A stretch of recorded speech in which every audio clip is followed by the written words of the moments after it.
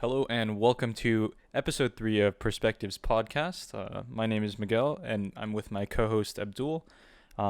Last week we covered the power of powerlessness. We had some good conversations about what it's like being powerless in specific crafts.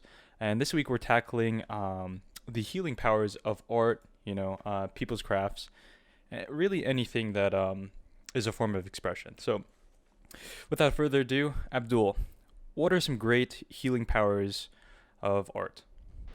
The first thing that comes to mind for me is music. Um, I'm Mm-hmm. sure many people can relate to it. Like sometimes, like rap, by listening to a person like express their frustrations and express their anger. Like for some reason that resonates with us, and like we can relate to it, and it like it's like it it like it's like the person is expressing that anger for you. You don't have to Mm-hmm. exhaust your body and like break holes in walls, Mm-hmm. and like it like slowly calms your body down. And Right. then another thing, like instrumental music and like ambient music, like listening to that, like it just it calms you down, and it's like there's no beats, there's no nothing forcing you to move. It's just making you want to be still. And Mm-hmm. I would love to hear your thoughts on like what kind of art heals you and stuff like that. I think everyone's uh way of healing in a sense is going to be a little bit different. Right. So I was actually thinking about it. I was washing some dishes a bit earlier and I was like, "Man, what was the topic again?" And I remembered the healing abilities of art, conversation, music, silence. Um Right. and so I definitely do agree, right? Like some people might find rap as something, you had mentioned earlier you're a big fan of Kendrick Lamar and what he Mhm. represents and what he brings. Mhm.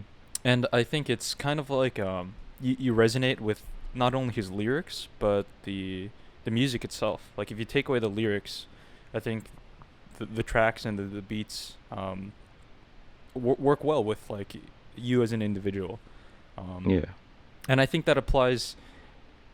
I think that in itself is unique to you, but we share similar methods in a sense of healing. So as for and that would be reflected within people's like music choices.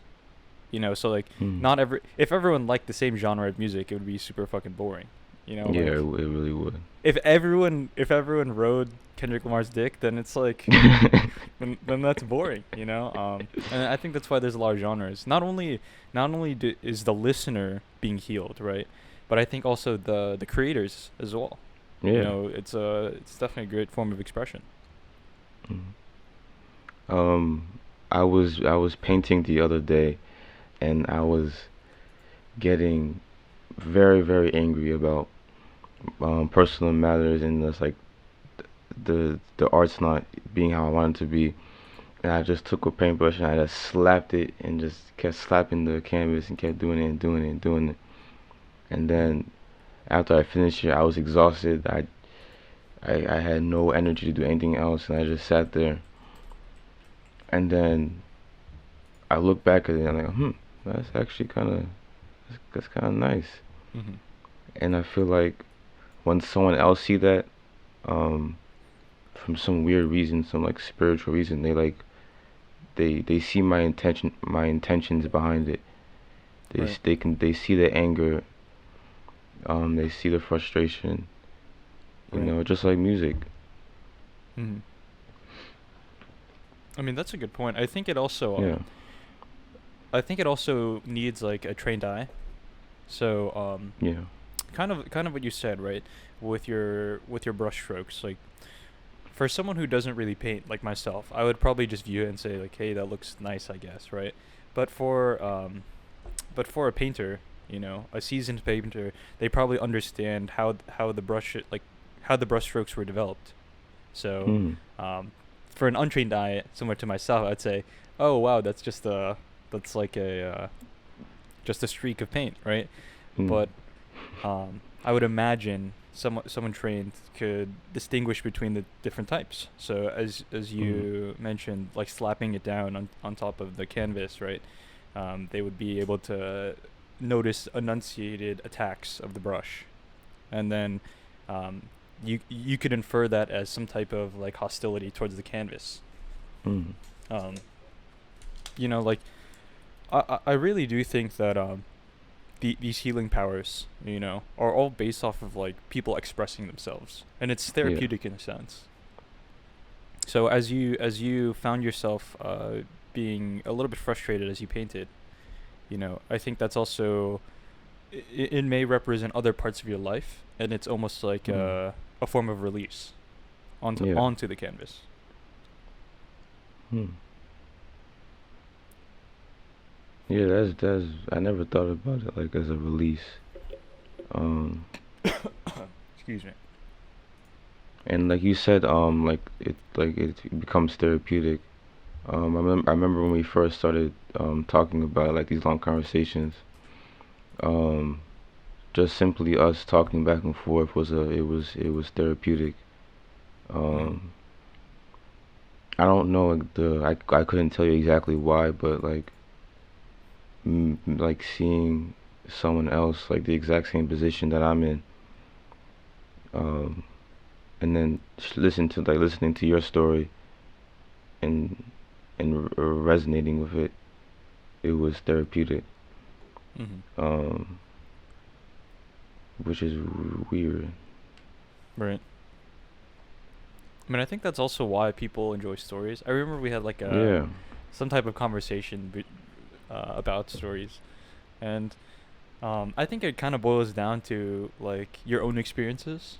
yeah, So it doesn't necessarily mean that you and I do exactly the same things, but rather we experience similar adversities.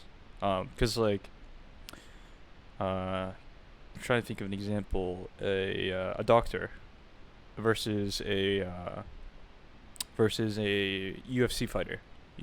Those two are in completely different fields, but they both experience similar adversities. And here's my take on it: both the doctor and the UFC fighter, both experience tremendous pressure from the people right, that are interested. And for the doctor, it being their patients or family members or even coworkers, right? Tremendous right, pressure in doing the right things, taking the right steps, you know.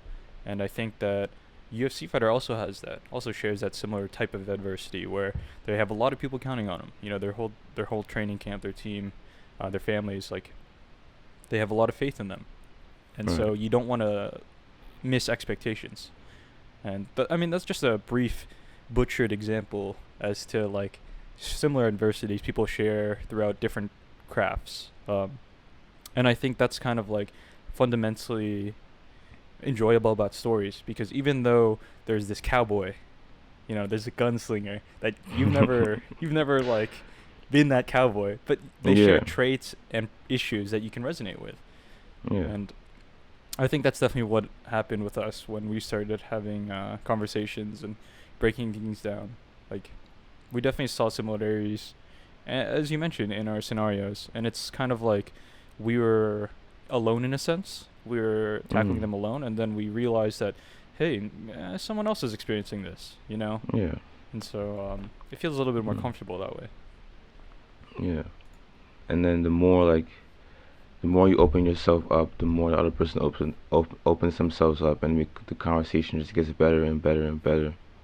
Mm-hmm.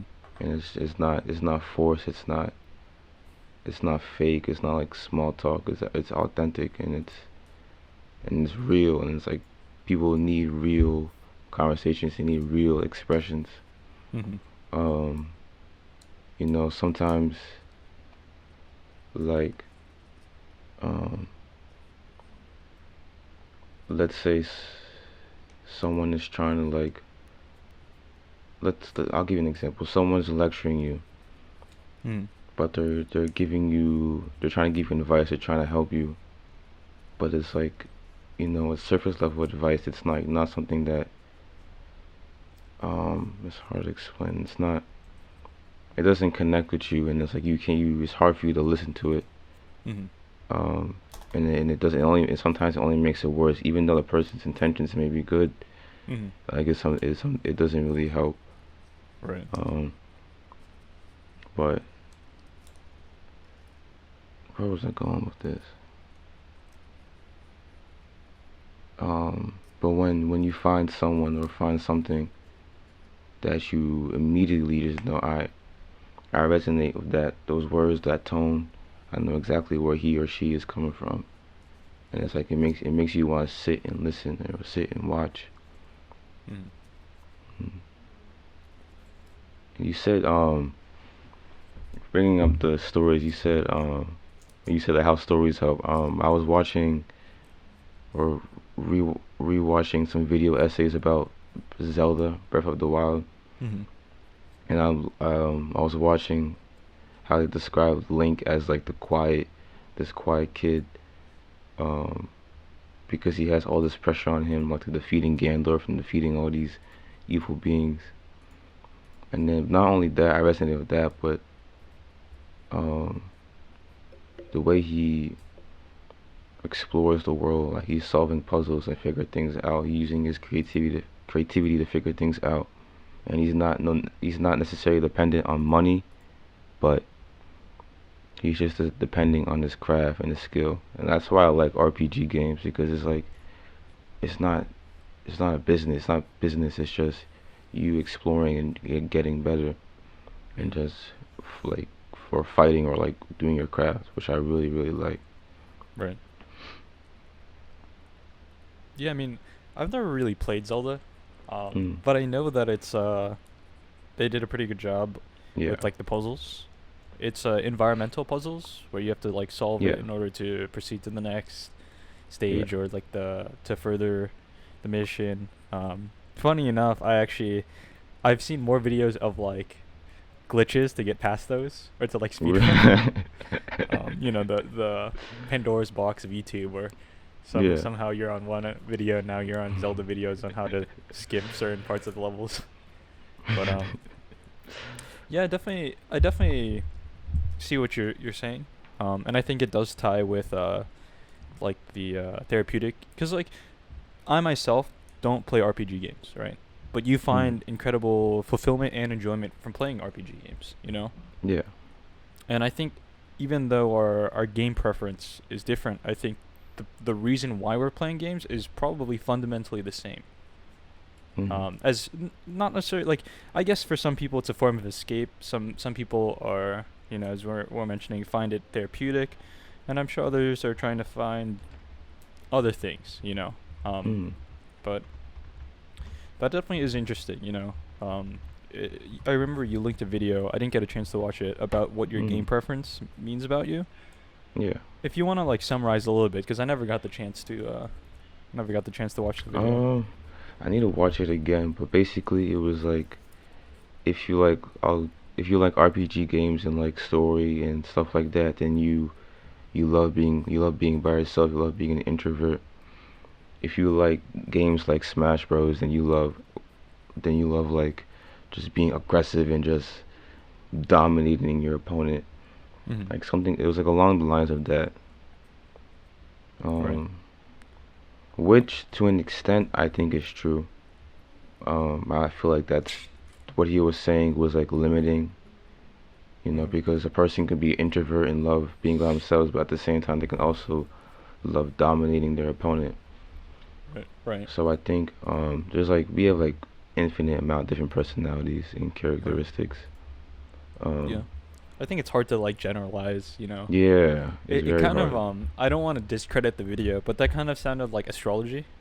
Where they just use a bunch Uh, of blanket terms and yeah, blanket yeah, references to like kind of categorize people together. And it's like, yeah, it does work, but it's just it's so broad that it can apply to many people, yeah. you know. Um but I think that you made a point with Smash, and it's like I think fighting game players they're extremely tactical. Like true Yeah. fighting game players, they will like sit there and grind out certain things for a while.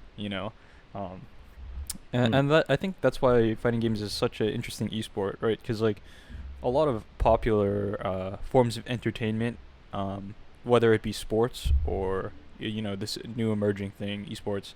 Mm. Everything's kind of team based. Yeah. With fighting games, it's literally just you and the other guy. So there's no excuse in saying your team's bad or we didn't do good. It's I didn't do good, and it's Mm. and coming from some competitive esports myself, I know how vicious, grinding is and Yeah. trying to chase something. Um, but yeah, I mean, You, I definitely see like fighting game players. Like, sure that you're gonna have frustration and everything, but I find that of fighting game course. players, um, they're one of the few people that really take the time and grind out a lot of mechanics because Yeah. that's like what you have to do in order to be good. Mm, an example. I remember we were playing Raging Blast, Mm. and I haven't played it in a while. And I Right. came to your house and I played you, and you just whoops me. I'm like, oh my god. I thought I was trying to quit, Yeah. but I was like, you know what? Let me think this about. Let me try this. Let me try that. Uh-huh. And I had to like. It wasn't like I had to beat you that game. I just want to try. Like, I'll play one game and try Mhm. some new combos that, and then I'll learn, slowly learn, and then the next thing, then I'll do it all at the same time and try to come back and whoop you. Mm. And I almost did. I was Yeah, probably the yeah, closest. yeah, yeah, for sure. I mean, everyone. The thing was like, I think it's also about information. So like, Yeah. me having the game gave me more opportunities to understand a lot of things and basically Mhm. have more practice. Yeah. Now that being said, practice doesn't always. It's not like I'd say practice is in itself is linear, right? Because the hours you put in are like the hours you put in, but understanding of the game and growth isn't. Mm. Um, or I'm sorry, your hours to the game isn't parallel to your growth, you know. Um, and what I mean by that is like there's different types of people. I'd say when it comes to competitive esports, there's people who are really calm about a lot of things. So Mm. the people who learn the fastest from my experience are the people who don't even realize what they're really doing. So Mm. someone breaking down the game in their head, just losing and winning, then losing. Um, I'd say like, and I know I kind of established that I don't really like talent, or I don't like using the word talent. But I think Yeah. there's some very special people that can do things and not realize that they're doing it. And I know that sounds crazy, but let me take a moment to try and No, no, that makes explain sense. this That a makes little bit. sense. So someone that's developing their craft, I think, learn and develop the fastest when they don't realize that they themselves are developing the craft. They're just doing it. And with that in itself, that's one less thing to think about. Yeah. And what that means is really, really fast growth. So, uh, think about this, right? I notice my parents and even I don't want to call them boomers because I feel like even some people, young people I know, but they're terrible at video games. Yeah. They can't move analog sticks. It doesn't matter what you put them on. They haven't developed the skills to play the games. They're really bad at moving the character and whatnot. And you right now, oh, I can run circles around Call of Duty. Just running Yeah. and sprinting and being able to move where I want to. It's something second nature. I feel fluid. I feel fully in control. You could have spent maybe thousands of hours, hundreds of hours doing that to get to the point you are. Yeah. But there's some people that are able to break that process down even faster because they weren't thinking about other things. They're thinking, oh, this is just what I have to do. So the 1,000 hours that you put in to get to the point you are, there is someone else that put in 500 hours and is at the same level as you, or if not higher. And Damn. I don't think that has to do anything with talent. I think that's just focusing and analyzing and working on the right things. Like the things that help and contribute towards better performance. Hmm. How does a So basically, it just happens by accident. A person just realizes, oh, this is what I need to do, or is it Uh, like second nature? I wouldn't say by accident. I think it like a I'll always end up saying this, but I think it goes back to development. So Mm. you know, imagine if you're taught as a kid to be very meticulous about everything. You know, like taking out the trash. Make sure the ends of the trash are tied really well. You know, and then before you take out the trash, make sure to put another bag in so you don't forget. You know, just being meticulous about things. Um, Mm. and I think that that definitely helps into seeing what type of patterns and habits people have in terms of development. And I don't think this applies to specifically games. You know, it could be anything. You know, as musicians, right?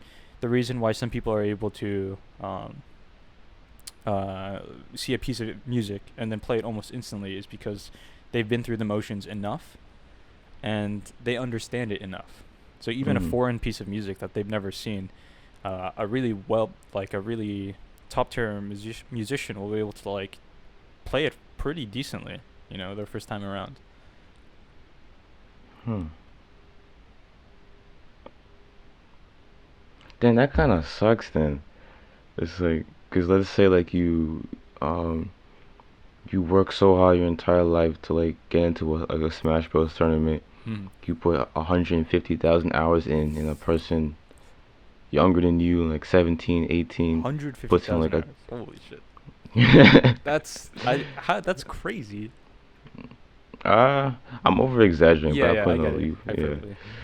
Um, but let's say the person next to you put in like minimum 10,000 Uh huh. or 5,000, and they beat you, but not only did they beat you, they made it look so effortlessly, Mhm.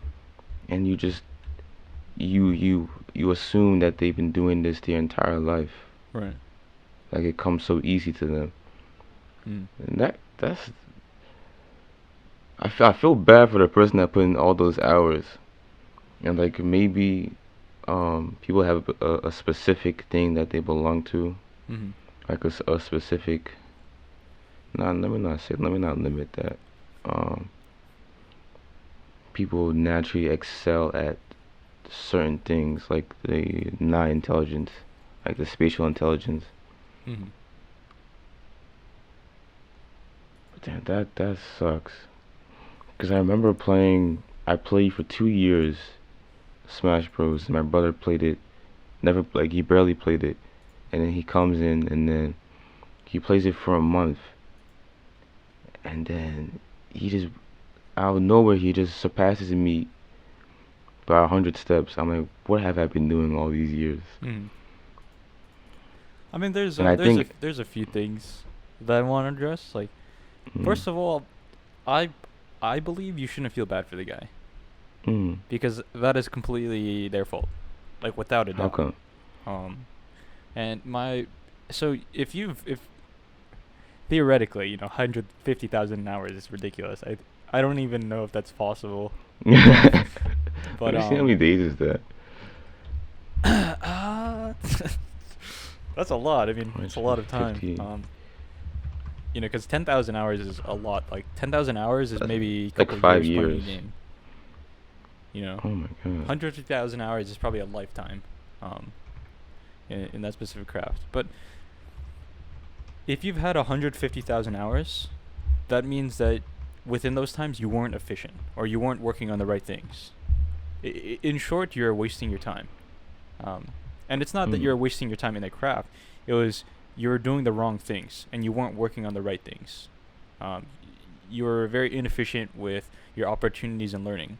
Uh, and so someone that spent 10,000 hours versus 150,000 hours, they were working on the right things, uh, addressing the bad habits, you know, addressing the things that mattered.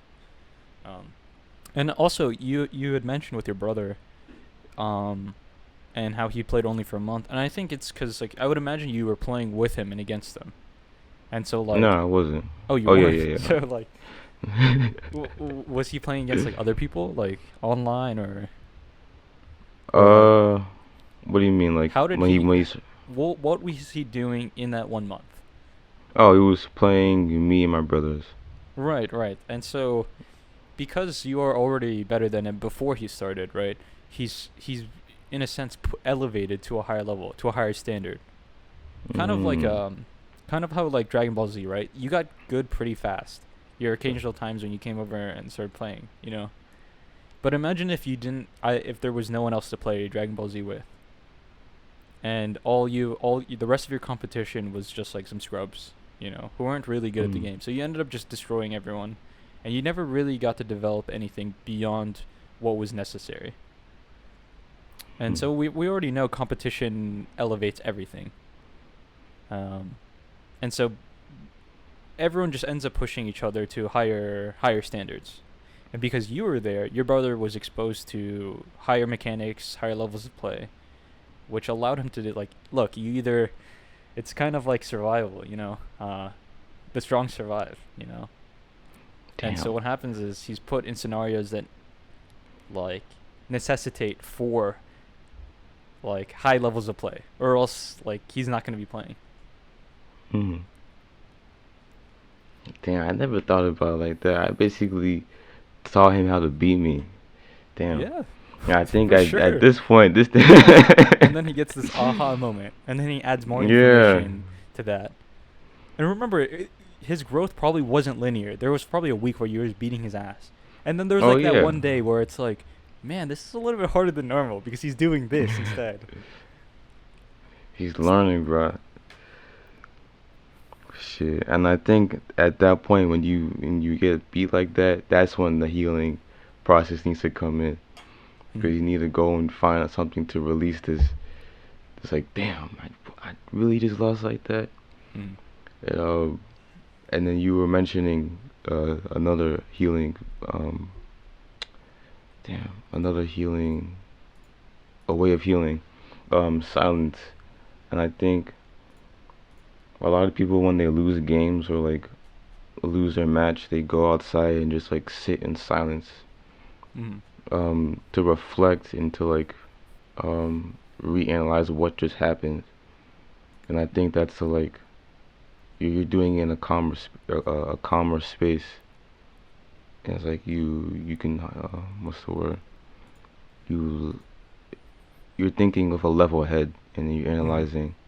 And I Right. think analyzing at a level head is a type of healing Mm-hmm. because you just removed the anger and you just went back to a normal state of mind. Mm-hmm.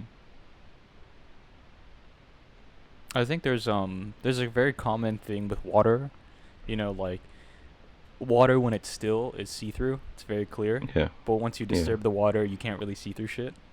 Mm. I think there's a bunch of like philosophers that said something A along those lot of lines. Maybe philosophers like Bruce that. Lee, like they all say Bruce kind of the Lee, same thing. Um, Jackie Chan. yeah, it's hard to pinpoint who said it and where it Yeah, actually came from, but you know, as long as we get the point. exactly. And still like water is not an easy task to do. Mm-hmm. Healing is not easy to do. It takes a lot of time, like a lot of time, and don't like you watch one therapeutic video, don't expect yourself to be immediately healed. Mm-hmm. Healed. It can take like 10 years. It can take 5 years. You never know. Mm-hmm. And I think what you always be saying like is the discipline and the patience to like you need to for you can so you can heal Mm-hmm. because you need to constantly be in silence. You need to constantly wait. I feel like that's necessary to the process. Right. Um, even cause I see, even on like, you see people on Instagram, they put like those self recovery um, posts, self help posts. I feel like those are beneficial to a lot of people because it's like you're building a small habit. You're seeing it every day, and it's Mm-hmm. constantly becoming a habit to like until one day, let me put this into full practice, like you're saying, like you're practicing efficiently to heal, and let me meditate, like actually trying to focus on my breath for at least 5 minutes. Mm-hmm. You know, I think one of my problems was I wasn't trying to heal efficiently. I was just trying to get it done quickly. Mm-hmm. Um, I watched like a couple of motivational videos. Like, alright, I'm good. Mm-hmm. That's all I needed. Right. I hate that about YouTube. You know, Yeah, like I can just indulge in one thing, and then all my dopamine, all my motivation has went into the videos, and then when it's time for exactly. action, it's like I have nothing left. It's gone, right? Because it wasn't efficiently done because it was just what people say. There was no foundation to it. Mm. It was just surface level motivation, and that immediately goes away. And to build a foundation of health. I am mispronouncing my words today. Building a foundation of healthy practices is necessary, and it's also very, very hard. Um, and that's why having a person to keep people accountable is another way Mm-hmm. to help to heal. Oh yeah, for sure. Especially like in person accountability. Like um, um, there's a common saying in Islam that says the believer is like a mirror to another believer. You know, Wait, I'm sorry. So you said the believer is like a mirror? yeah, but the believer is like a mirror to another believer. Like if I see another Muslim praying while I'm out doing whatever, it's like we have the same, you know, um, it's like it's like a reminder. It's a reminder, like, oh, I should be doing this or doing that, Mm-hmm. and it's like, um, Kind of I like mean, a some, what is it? A role model. yeah, a role model.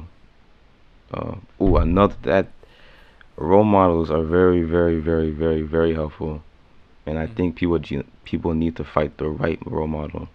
Mm-hmm. It doesn't have to be a family member. It doesn't have to be a celebrity. It can be the mailman, or it can be your waiter.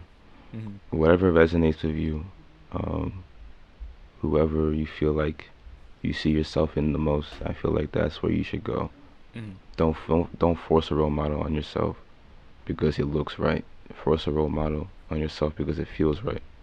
Mm-hmm. Um, yeah, I kind of rambled. My bad.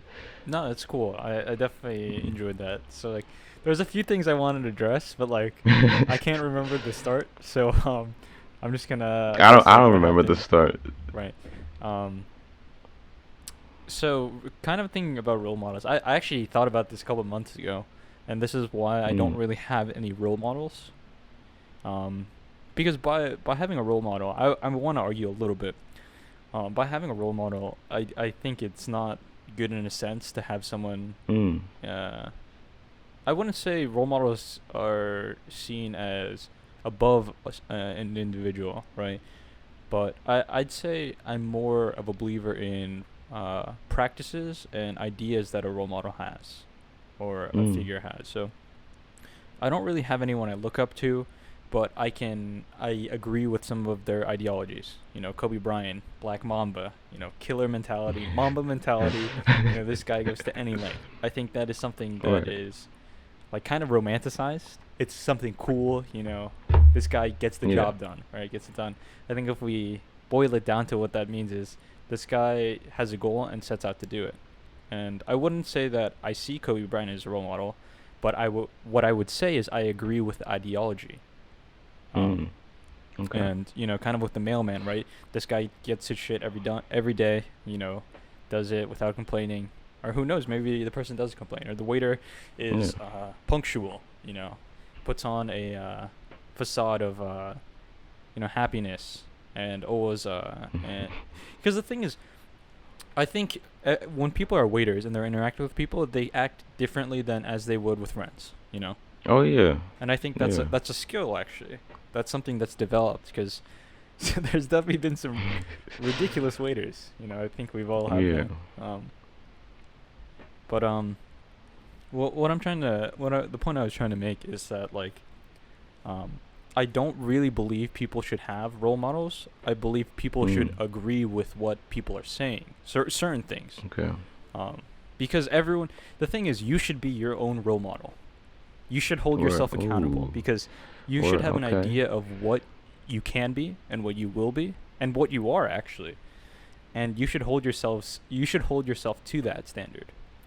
That's true. And then That's very adopt true. like an example would be maybe for J. Cole with you and his ideas that he shares with a lot of people. Like adopt those, transform them, put them into your life and make it your own. And then suddenly you are your own role model. Hmm. Okay. So you're saying like you just inherit their good qualities. I don't want to specify Mm. good or bad, you know, Good. Okay. because like That's maybe fair. maybe Mamba mentality makes destroys Isn't my the knee. best. You know, by working out every day, going David Goggins, I destroy my health. You know, Hmm. I think it all has to reflect. It's all different with everyone's life. You know, some people need things, whereas other people don't need those as much. I think it's really up to an individual, and then they have to be okay with the consequences. By adopting this Mamba mentality, what are the consequences of this? You know, one, I will be more disciplined. However, I will end up cutting ties with a lot of people. You know, or I end up becoming because the thing is, Kobe Bryant was actually seen as a little bit arrogant, and I think that's just how it Hmm. is. You know, if you're Yeah. going to be this killer, this guy that just gets the job done, you have to be arrogant. You know, I think Yeah. it's 2 to 1. Yeah. Damn. Yeah, you low-key kind of changed my mind on role models. I Yeah, I mean that's think just my approach. um Someone could definitely yeah. argue and have good arguments too, to say like, don't listen to that guy. This guy Miguel has no fucking idea what he's saying. You should have a role model do that. Like, it's just really my I approach to don't other things. or it's not like I just threw away my perspective on it, but I learned a lot from which how you feel about it. Um I'm still gonna say that role models are necessary. Mm-hmm. Let's say a 16-year-old kid, they need something to like start off with. Mm-hmm. But as they get older, they should start. They need to be their own role models, like you were saying. Yep, So a role absolutely. model to start out with, like a foundation, Mm-hmm. because like you were saying with like the Smash Bros and like my brother, like he developed a good eye for like a quality fight. Like he had Uh-huh. a higher standard when he started out. Right.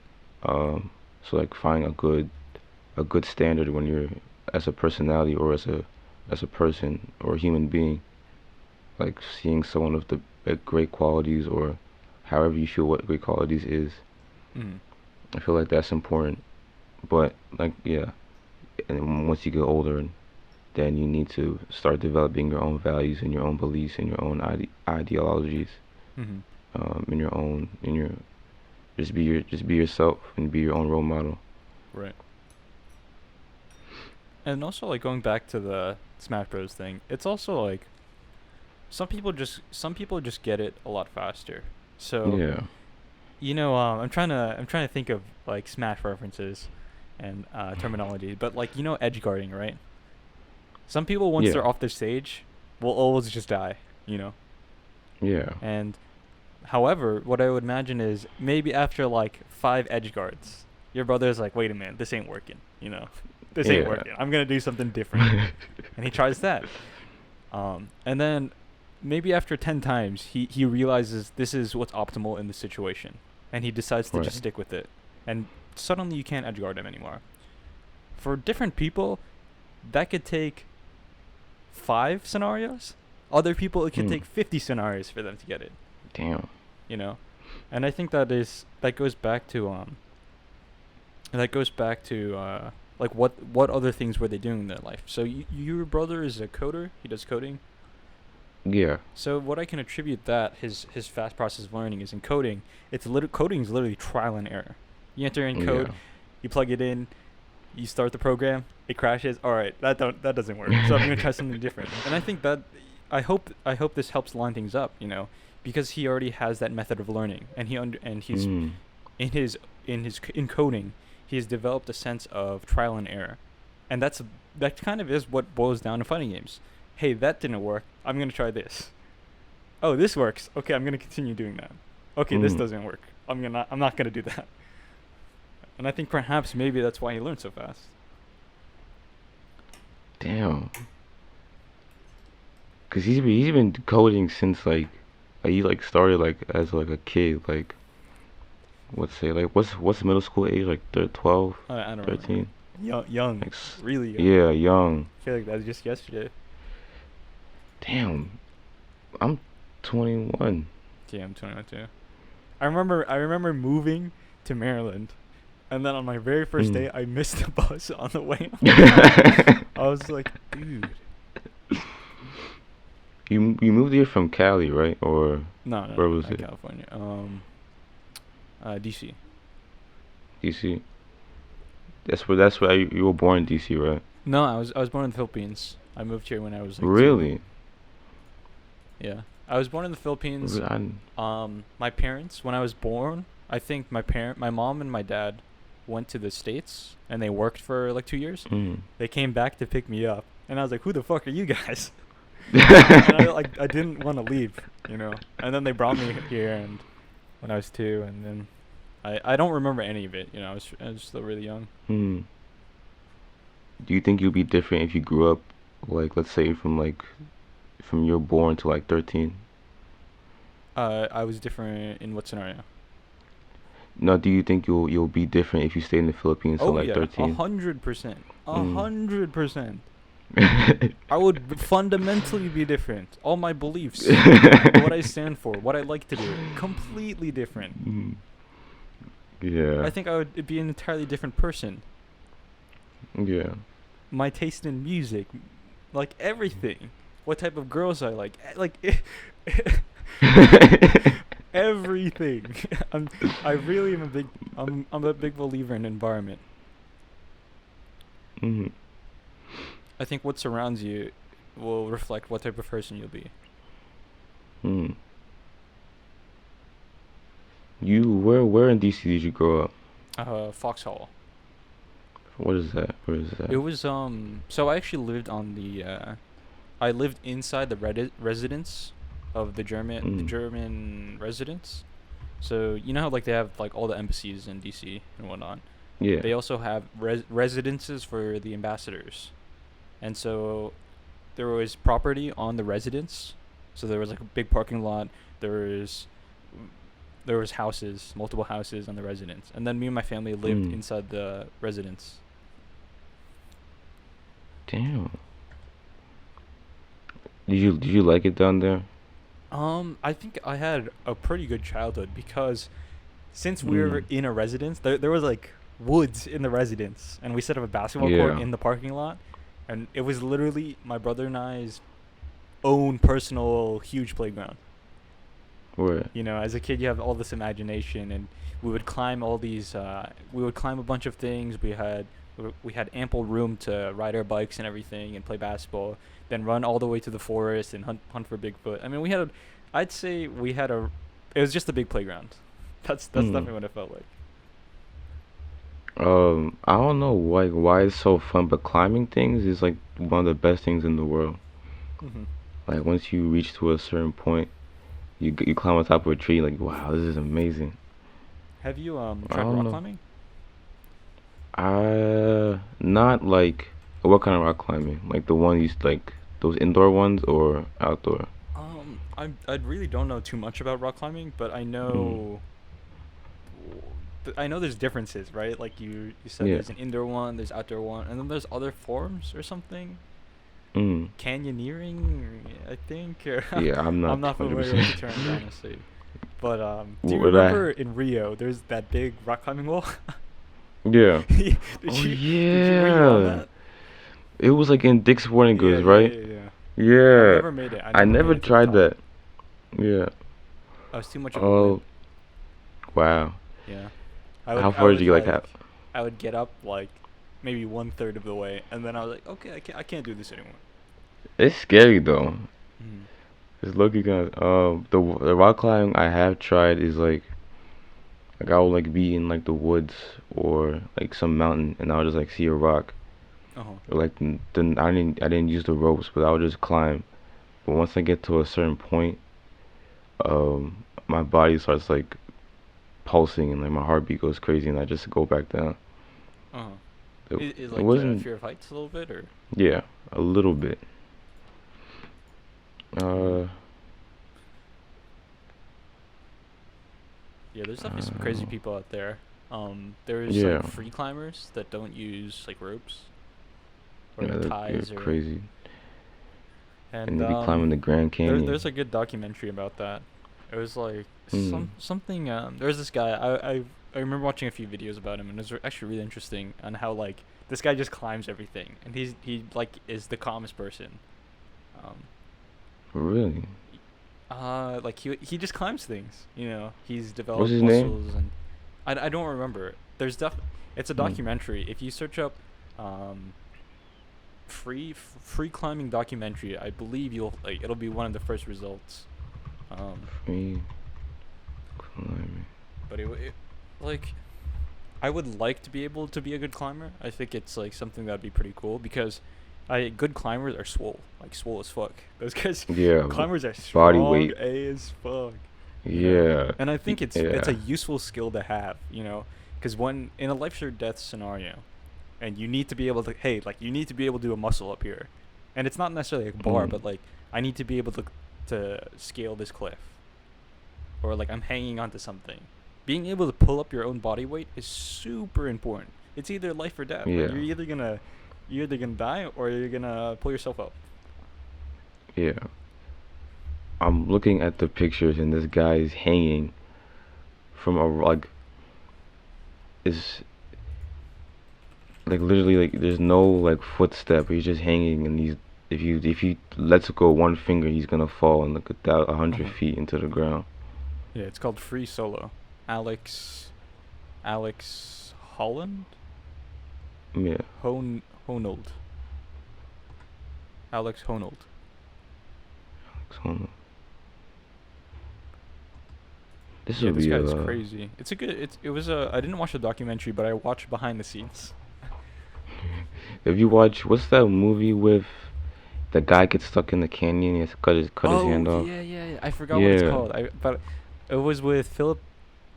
No, it was with it was something Franco, James uh Franco, yeah, Dave James Franco. Franco. I was gonna say Philip Yeah. Dave Franco, but that was like no, that's not it. That's the other one. James Franco, I believe. Yeah, I think you're right. You see, Um, if he had that body muscle, he wouldn't have fallen down. it's based off of a true story. Yeah, It's crazy. that's scary, bro. Yeah, it is. At some point, you're down there, right? And you're stuck, and you're like, Mm. I'm gonna die here. I'm literally gonna die. You know, it's like there's probably denial Mm. at first. You're like, okay, I'm getting out of this, and you're like, you're probably relatively when it first happens, you're relatively calm, you know, Mm. and then like 2 hours pass, 3 hours pass, you're like, wait a minute, you know, and your brain starts thinking of the worst things possible, like I'm actually gonna die here. I really hope I'm never in a situation like that. Yeah. There's the thing is, there's probably countless deaths that no one will ever know of. That people just get lost or stuck or they get like buried underwater or they like Ooh. drown and Chill, the, chill, you'll chill. never find those bodies. Those bodies will like Mm. the body will be found like 10 years later, and it's like wait someone died Ah, here. that would be a terrible way to go. Oh my god. Ooh, especially drowning in water. Yeah, drowning's terrifying. Yeah. Are you scared of death? There's sometimes it like Sometimes. it's like a wave, you know. Sometimes it's Or gone, and then it'll come back, and then it's gone, then it'll come back. I think it's only I natural. think yeah. Um, the way that I'll die scares me the most. Like, I wouldn't want to die in a car accident. I wouldn't want to pass away like being burned or being drowned. Mhm. Oh yeah. That yeah, that just Being I mean, let burned. me Oh stop my talking. god. Yeah, Holy shit, just absolute barbecue. Mm. Yeah, I mean, I'm pretty sure being burned is one of the worst ways to go. Yeah. I mean, sure, I think there's some crazy ones. Like there's some actually people have done research on like the most painful ways to like die. I Mm. think fire was up there. I'm sure like some type of insect bite that like poisons your entire system. I think that's maybe up Uh, there. this world crazy, bro. So much can happen in this world. Oh my Yeah. god. What's kind of crazy is I remember one day I was like just I was watching a video. I don't remember how I thought of this, but I was like, man, the human bodies are so fragile. Like it Yeah. really takes nothing for us to die. It really doesn't. And our bodies just do a good job of keeping us alive. Like you could literally just Mm. slip in the shower and you're done. Like Ooh. and it kind of got me paranoid about a lot of things. So I was like, "Oh, whoa, I can't slip here," So like, I didn't. So I stopped like thinking about it because it just drove me crazy. Like, oh shit, I could literally just slip right here, and then I'll be Mm. dead. Or like this big ass light above me could just fall on my head, or I'm dead. Or I'd be walking around in like a city, and I just keep looking up because I'm scared of something falling on my head. Bro, you're making me paranoid Yeah, right now. exactly. That's all it takes, like a phone to Right. like fall off like a 10-story building and land directly on your head. That's all it takes. Or like a car to go 30 miles per hour and like hit you when you're crossing the street. Our bodies just are really good at keeping us alive. Yeah. Damn. I'm triggered. Oh my god. Yeah. And you can't run from it either. Like what can you do about it? And that reminds me, one thing you said, you messaged me the other day. Um, you were talking about how like addressing things you're scared of and not trying to run away. Mm. And like, um, that's another hard thing for people or for me, including myself, to deal with. Um, facing those scary thoughts or those scary scenarios, Mm. and getting through it. And I'm not. Have you watched Legend of Korra? I remember watching bits and pieces, but I don't think I've watched Hmm. uh, any just like any real amount. I won't use that example. Um, basically, let's say that um you. Oh, I remember as a kid, I got caught in Riptide, and I was Mm. getting pulled away by the water. And then some guy had to like come. I was far out as like where the boat's coming, Yeah. bruh. And then some guy had to come save me and bring me back. Mm. And I was so scared going back in the water, so scared. Mm. But then like I'm seeing my brothers still enjoying themselves and like having a nice time. Either I can sit here or be scared, or go back and like face it and like just like jump right into it. Mm. And that's not easy. There's many different examples, but like um, being cheated on or being someone breaks up with you, and getting back into a relationship, Mm. um, like trust issues, I like having like trusting a person with your personal stuff, Right. or trusting like yeah, Mm. and then you like going like especially in high school you lose a lot of trust with people Oh. because a lot of fake relationships. So it's like, how do you how do you face that again? Like you just openly just tell people, Right. and then like all the anxiety comes in, all that stuff. I, But sorry. Go ahead. go ahead. You go ahead. Go I was ahead. gonna say I was gonna say at some point you're gonna have to speak up Right. for yourself and for your from what you're going through, because chances are the same person is going through the same thing, and then it can spark something that you never even imagined. Mm. But go ahead. Um, that was a really interesting thing you had mentioned. I remember watching a video once again, I can't remember who it was from, but he made the guy made a really good point, and he was like saying discomfort comes from, uh, or fear comes from not being comfortable with something. You know, Mm. like why are people scared of knives? Because they're not adept in handling a knife. You know, like I'm scared to cut myself, but once you get comfortable enough with a knife, you're not scared anymore. You just cut normally. Mm. You're just good at cutting, and I think that applies to a lot of Yeah. things. So like kind of what you mentioned with high school, you lose a lot of trust. I think that also applies, right? Like trust can Mm. be really easily lost, and then that's why there's like this thing where you need time, you need healing, and in order to trust again, you need to be able to give trust again. And Right. once you trust people a little bit, you give a little bit of trust, and then you see how it Mm. goes, and it turns out okay.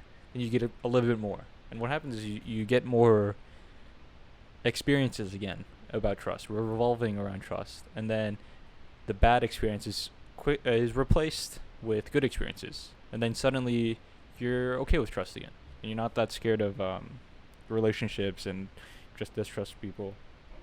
Mm. And funny enough, I kind of had the same exact thing with at the beach. Was it at the beach? Yeah. I also had a kind of almost the same exact scenario. Like I had a foam swimming board. Do you remember those things? Yeah. The foam swimming board, and it was tied. You can tie things. You can tie it to yourself, like one of your limbs. Mm. I tied it to my one of my legs, like my ankle, and I remember it like flipped me upside down, and it was like dragging Oh me my further and out, God. and so like I was drowning. I think that was one of Oh. the moments I thought I was gonna die. I was like Mm. maybe like I was like 11 or 12 or something. I was pretty young, but then I was like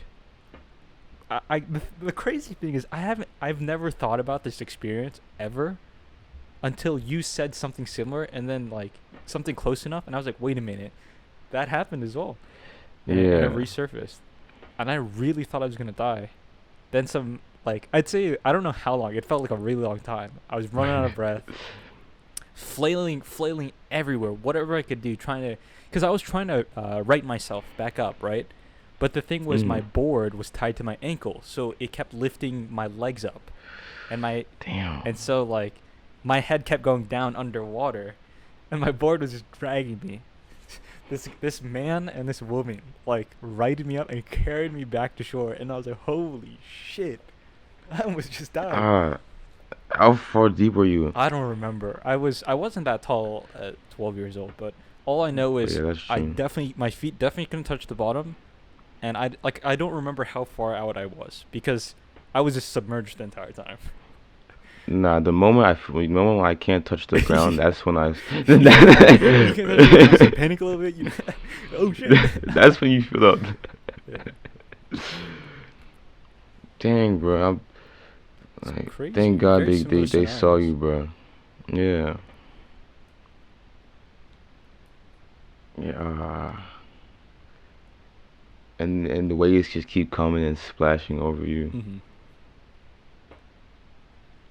The ocean is scary, bro. Oh, It's it too big is. for me. It is. The ocean It's too is big for me. terrible. It's hard to. I'd say like water is one of the scariest things because there's not much Yeah. you can do. You know, like you're on. You've seen like the Titanic, right? Or have you Yeah. seen comparison images of the Titanic and like modern cruise ships? Uh-uh. Our ships are pretty small compared to the Titanic. You know? Really? And you know how big like cruise ships are. They're gigantic. They're massive. You take a look at them, you're like, It holy was. shit. It's bigger than the boats. It's bigger than the ships today. Oh yeah, the Titanic was huge. What? That being Thought it said, was the small. Titanic had a bunch of negligence around it, and there's a bunch of conspiracies as to why, or as to what actually happened. Let me find a photo of Titanic. Size. Comparison. Nah, bro. That joint was small. The cruises are way bigger than the other day. Oh yeah, it actually is. It's pretty small. Yeah. Shit. But I mean, it's still pretty big, but Uh-huh. Yeah, okay, so here's what it was. This is the image I was looking at, and I had it reversed in my head. I don't know why. But even still, right? You look at a cruise ship, Yeah. and then like if you look at a cruise ship and then zoom out when it's in the ocean, the cruise ship looks tiny. Oh my God. Yeah. Like an ant. And it's like the it's crazy because like waves can be way higher than that cruise ship. There was Ooh. a good over exaggeration, like a hyperbole, was you've seen Interstellar, right? Yeah. Remember that wave planet when they're near the black hole? There's like the planet they land on. Oh They're like, yeah. that's not a mountain. Those are waves. That's not realistic in our world on Earth. But like Mm. that goes to show how scary water actually is. Yeah. It can. Yeah. Like waves, obviously they don't get that high, but they get pretty darn high. Like there's they don't happen often, but there's definitely waves that can completely go over a cruise ship. Oh, easy. Yeah. Have you watched 2012? Oh, wasn't that the world-ending movie? Yeah. Oh, like with the Yeah. tsunamis. Oh my god. Yeah. That'll be. You at that point, you just give up. I feel like. Yeah. That's too much energy coming at you. I mean, ideally, So yeah. we develop technology to help prevent natural disasters. Mm. I think that's like Really? yeah. So there's a Kardashev scale. Are you familiar with that? Mm-mm. So it's No. basically types of planets, and it's tied to energy consumption. So there's type one, type two, type three, type four, and so on. Um, and I think it's exponential. The type ones or type two. So the scale is based off of like how much power your species consumes. So a type Mm. one would be uh, fully fully captures all the or fully harnesses all the energy available on your planet. Or maybe it's Mm. the solar system. I can't remember. But right now we are at a point 0.7 something. We're not even type 1. Yeah.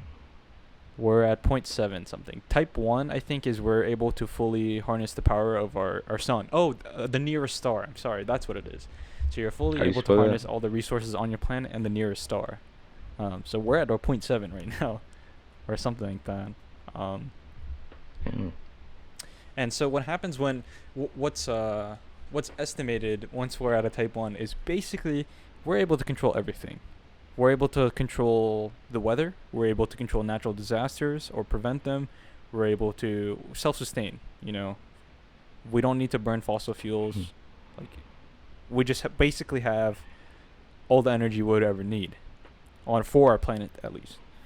Now, Do you think people? sorry, Go go. ahead. My bad. I said, do you think people use the energy like for that kind of stuff? Oh yeah, for sure. Our energy Mm. consumption has like been exponential since we ever started using Mm. since we ever started using fossil fuels and whatnot. Like our energy consumption's only been getting higher and higher. You think we'll ever reach type one? Yeah, I think so. I think I'm not Mm. entirely sure when, but it's definitely we're projected to be type 1. Like that's why there's the Mm. Kardashev scale. Cuz we go type 1. It gets crazy. Like type 2 is like you're able to control everything within your solar system, like our orbits. Oh my God. Like we're able to fully harness the power of the sun. Like I mean, there's been theoretical ideas like the Dyson sphere, but a more realistic idea is a Dyson swarm, because the Dyson sphere is basically a large sphere type object that that captures all of the energy of the star, which is our sun. Um, Mm. but like the main issue, one of the main issues, I don't know the main issue or the biggest issue. One of the issues is just the material. In order to create a Dyson sphere, you would need to take everything out of every planet in our solar system, and that includes Earth. So like, you need to because you just need raw materials, and so that's why Mm. a Dyson swarm is a bit more, uh, like it'll probably be a Dyson swarm where they use instead of encompassing all of it with just raw materials, we kind of think of like satellites that orbit around the sun and Mm. redirect energy back to our planet, kind of like a laser or something. Because we already use solar. Solar is a form of is a method to capture energy from the sun. Mm. Damn, bro. I feel like it'll be like thousands of years before we reach that point. Yeah, I'd say Yeah, so. It really yeah. depends, right? Like, you know, We have too many problems going on in the world, so it's not gonna be. If it was our main focus, it may be shorter. But uh, we have wars going on. We have politics stuff going on. uh-huh. We have a virus. Yeah, uh, I mean, for sure. we'll probably kill each other before we even save ourselves. I mean, there's that, and I guess like the nearest thing would be the singularity, where everything Yeah. just connects, kind of like Pandora's box. Mm. Like, are you familiar with the singularity is? Mm. I never understood what Pandora's box was. So Pandora's box is like basically information. Or I myself am not 100%, but Pandora's box is kind of like think of humans seeking out the truth, and once you find the Mm. truth, there's no going back. You know, you can't go back. Um, I don't know where Pandora's box comes from, but I know it's like a point in which you can't return. So like once you open up the box, you can't close it. Um, or there's no turning back in a sense. So the singularity is kind of similar. The singularity would be like one advancement in technology that propels everything else around it. So quantum computing. As soon as a breakthrough in quantum computing, we've already had some breakthroughs, and Mm. there's arguments that singularities have already happened. So one of them would be fire. Fire could be argued to be a singularity. Once humans were able to use fire like as a tool, because fire existed before humans, you know. Yeah. But like the moment we're able, as a species, to utilize it on will, on command, like hey, if I do this, I can generate fire. Like as soon as that happened, that is argument or in contention for being a singularity. But there's Damn. predictions that there's even bigger singularities, or there's another singularity that might happen. What I mean, and the reason why it's a singularity is because once people were able to develop fire, it propelled everything else. We were able to get more nutrients out of our food. We were able to preserve food. And by that, we're able to focus on other things. Instead of hunting all day, we're thinking. So maybe our brains grew larger, and because we're getting more nutrients, our brains also had more nutrients to develop. Like there's so many things that were tied to fire that exponentially increased, or I wouldn't say increased, but developed technologically. You know, even Mm. physically, right? Like because we were getting more nutrients, we were able to change, like physically. So many things. Mm. Bruh. You just took me to a whole different planet. Oh my god. Where do you find this information? Oh, I mean, just videos and reading things. Where Like you dang. watch a video, like a 10-minute video, because like everyone's really good at making videos nowadays. You watch a 10-minute video, and you're like, wait a minute, that was pretty cool. And so then you start reading a bunch of articles, and then looking on Mm. forums and people discussing, and it's just like, it's actually crazy. Like, and there's countless other things that I am oblivious to, that I'm completely ignorant about. Mm. Damn. Do you think language is a singularity? Ooh, ooh. Cause Yeah, yeah. I'd say so. It definitely could be seen as one. Mm. I remember we had a stone throwing ape theory conversation. That was pretty cool. I learned that one from Joe Rogan's podcast. He did a Mm. pretty good job discussing that one. It is crazy to think about how the heck did we go from cavemen to advanced technology like what Elon Musk is planning to go to the moon Uh huh. in like 2031 or something like that. Right. And when like you go back and you look in caves, you just see random drawings. Like Uh huh. we come so far. Oh yeah. Yeah, we're not even close to like scratching the surface of what's really out there. Oh. Like we only know 5% of the ocean. Oh yeah. Yeah, there's so much stuff we don't know. The ocean's terrifying. Yeah. We run full circle, but yeah, the ocean's terrifying. Just imagine being underwater and you see a whale approaching you. Mm. That's something that massive moving the way it's moving. Mm. It's alive. I think I'll pass out. A whale? Yeah. Yeah. I'd say the only whale that I'm actually afraid of is like killer whales, like orcas. I thought they were nice whales I when I mean, first saw them. they're relatively nice, but what's scary is Mm. they're like ridiculously smart. Like Mm. ridiculous. Like if it wants to kill you, you're already dead. Like if you're in a scenario where Damn. you're in a situation in which an orca is near you or a potential threat, you're probably already dead. Because like orcas are like Damn. as smart as dolphins, and everyone already knows how smart dolphins are. But the thing is, they're huge. They're huge dolphins. Hmm. Um, so many times they toy with their prey because they can. You know, like they're incredibly smart, and so if you're like I said, if you're in a position in which you are have possible interactions with orcas and they wanted you dead, you probably are already dead. And they'll play with you before they kill you or they eat you. I'm staying on the beach, bro. Yeah, I'm it's staying on the crazy. beach. There's countless videos of them like toying with their food, like launching their food up in the air. There's also seals that are on icebergs or not iceberg, like ice platforms, and then they like what they do is they generate a wave to knock the seal Oh off yeah, I of the thing. saw that. And Hmm. it's like and I put myself in that situation. If I'm on the iceberg and I'm standing there, and it wants to knock me off and get me into the water, what can I do at that point? There's literally nothing. They also hunt together, so like, it's not just an individual. Oftentimes, when you see one orca, there's probably more than one because that's how they hunt, or that's even how they move around. You know, they always travel in groups. And these are just creatures that we know of. There can be something way bigger and way smarter out there. Mm. Like down deep, deep. Yeah. Yeah, I mean, that's the big question, right? Like, what actually is out there? You know, there's the Kraken. I think the Kraken does exist. Yeah, most definitely.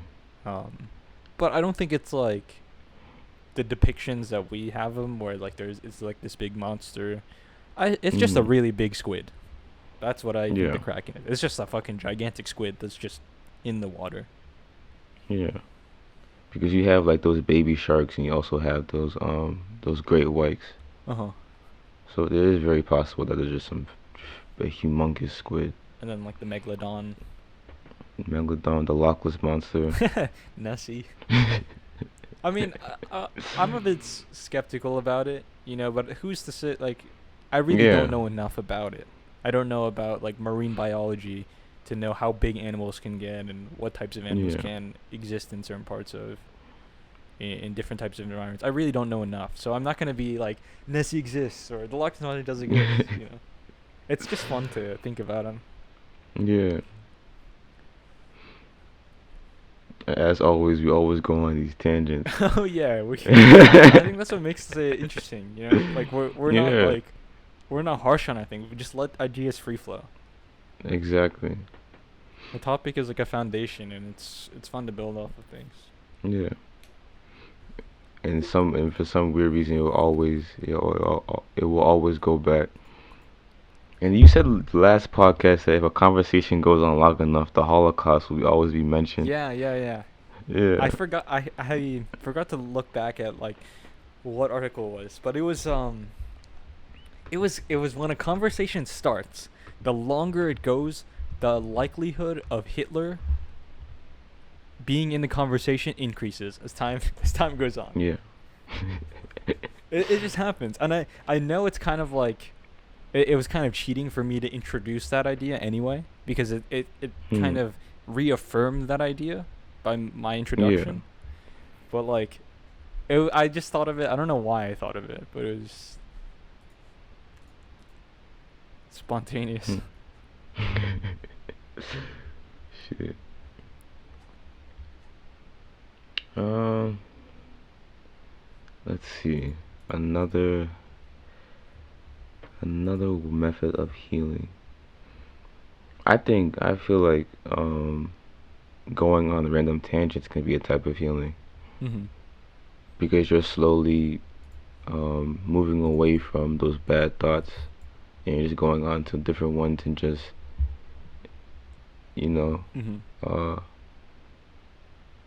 like you're slowly forgetting about what you thought about before. Like I can't even remember like how we started off this podcast, um, which can be used in a positive light, in a positive way.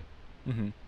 And you're having a bad day or something, you just be like, "Oh, I saw this today," or you just keep going and going for hours and hours, Mhm. and like slowly, like, what was I saying before? Probably doesn't even matter. You just continue on your life, Mhm. which is pretty cool. Yeah, definitely feels good to recap with like all the things. Yeah, I think it's like brain exercise, just going over yeah. the various things, all the little the nooks and crannies and the Mm. folds of the brain. Nicks and crannies. It's almost like when you get it's almost when you're really itchy in a spot, Mm. or rather you weren't itchy, but when you do scratch this, you're like, "Hey, I was itchy there." You never realized. Mm. Dang, making me itchy now. Shit.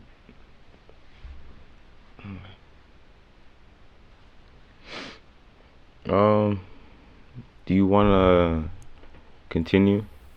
I'm Let's up for see whatever, where we honestly. at. We're at 117 again. 117.